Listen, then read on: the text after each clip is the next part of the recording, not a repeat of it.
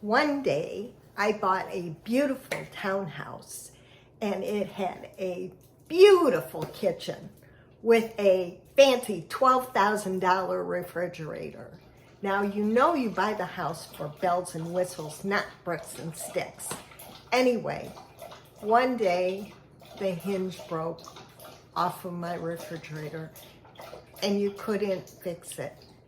So I had to go out and buy a new one, and I wasn't going to spend $12,000.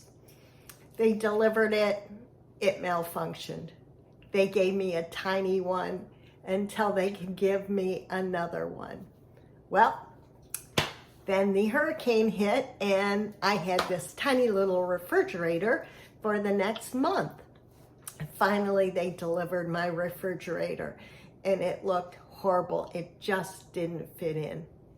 But luckily, my children found me this trim kit and we put it together and voila, a beautiful, beautiful refrigerator. Looks better than the old one.